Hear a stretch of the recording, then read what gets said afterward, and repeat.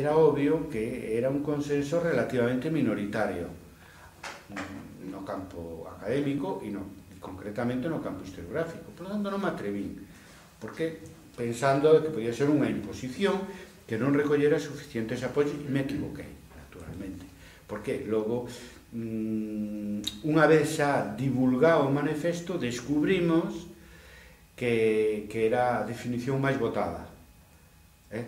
Entón, claro, eu a conclusión que saquei é, primeiro, que isto demostra que os que responden á enquisa internacional que é representativa dunha franxa internacional de historiadores que son os mismos que firman, que asinan o manifesto historiográfico.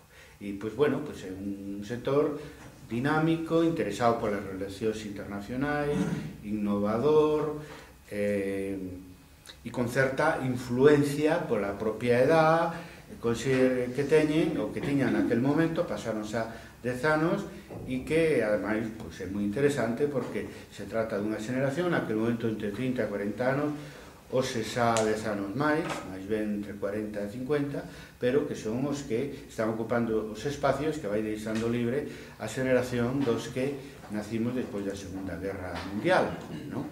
Entón, nese sentido, é moi influinte ese sector e que vive a actualidade e as novedades de todo tipo, de paradigmáticos, sociales, culturais, pois, en fin, sin excesivo conflicto. O sea, que heredan, digamos, unha historia social, fruto dunha influencia do marxismo, pero se adaptan en principio, sin maior conflictividade a influencia dos novos movimentos sociais da segunda mitad do século XX, que foi o ecoloxismo estamos no século XXI, o ecoloxismo e o feminismo. Aínda así, eu creo que hai algo que chirría, porque efectivamente se trata de un sector xoven da comunidade académica internacional de historiadores que non ten problemas de ampliar a definición de historia ao suxeito feminino e ao suxeito ecoloxista, pero que se trata dunha posición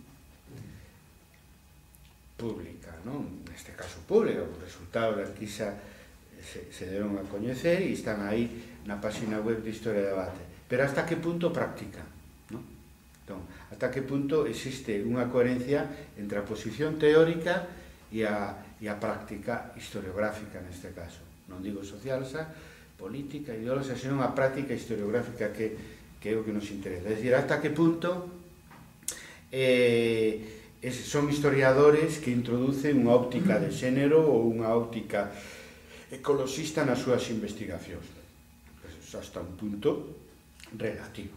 É dicir, que aí é onde realmente eu creo que está o cerne da degoura, como se di en galego, é dicir, o quiz da cuestión, como se di en castelán. É dicir, que realmente non é pouco que se tome unha postura favorable, porque outros non o farían. E aí non hai unha necesidade de ser políticamente correctos na medida que son respostas individuais que logo adqueren un carácter público dun xeito colectivo, pero que non aparece o que contestou cada persona. Por lo tanto, nese sentido, me parece que esa presión que ás veces hai de ser políticamente correctos, que leva a algúns que teñen bastantes dúbidas a mostrarse máis feministas e máis ecoloxistas do que o son, en realidad, aí nese caso non pode existir. Donde existe, de todas maneiras, o decalaxe, o problema é que se di, pero non se fai. Que iso, ademais, é típico de calquera actividade humana, pero tamén da actividade académica. Pode haber paradigmas que se asuman teóricamente, pero que logo non se leven á práctica, neste caso a práctica investigadora ou a práctica docente. En general, todos os que damos este tipo de asignaturas, de metodoloxía histórica, de tendencias historiográficas, no caso voso aquí en filosofía, pois há un pouco de cada cousa, un pouco de metodoloxía histórica, outro pouco de historiografía.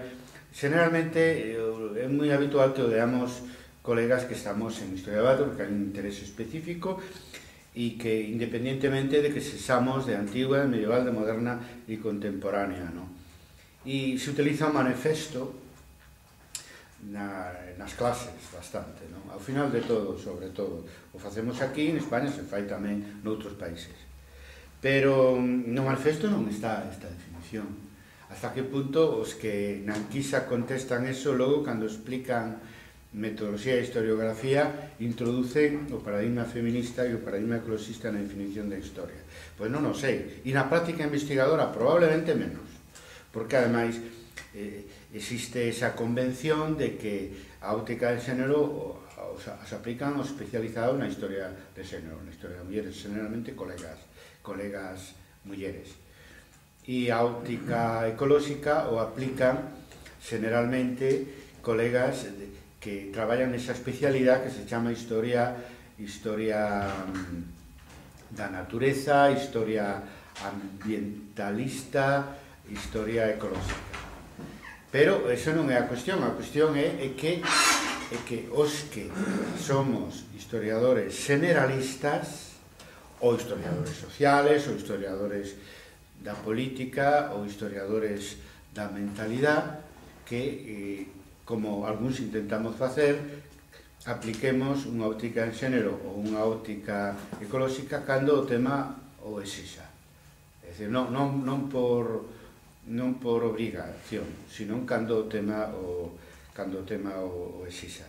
E nesto creo que queda muitísimo camiño por avanzar. Nese sentido, decir que si a definición nun 74% máis votada por un 74% dos que escriben a enquisa esta internacional, pero eu creo que se di, pero non se practica, que ademais na medida en que isto supón unha novedade definitoria, pero que como novedade na práctica investigadora estamos moi lonxe de telo conseguido, que por certo ademais no caso do feminismo é moi típico, non?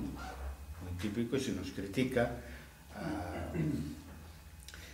que claro, que os que adoptamos o feminismo como parte da nosa ideoloxía de unha maneira consciente, por o feito de ser hombre se nos critica as máis radicales, incluso que podamos facer unha historia de xénero como é debido, porque parece que ser muller, non? Eso escoitei de colegas e amigas, non? E logo no ámbito xa non académico, historiográfico, sino no ámbito privado, pois con máis motivo todavía, claro, non? É dicir, porque o home sempre é home e hasta que punto renuncia ao privilexio de mando que supón eso históricamente, sobre todo na relación de parella. Entón, que é unha loita polo poder tamén, eso, pola miña propia experiencia, as compañeiras son insaciables, nunca están satisfeitas plenamente co feminismo de un, non? É dicir, e iso, a veces, nunca van a estar satisfeitas. Eu estou convencido, vamos, eu falo en plural, porque falo en nome de moitos, pero no meu caso teria que falar en singular, non?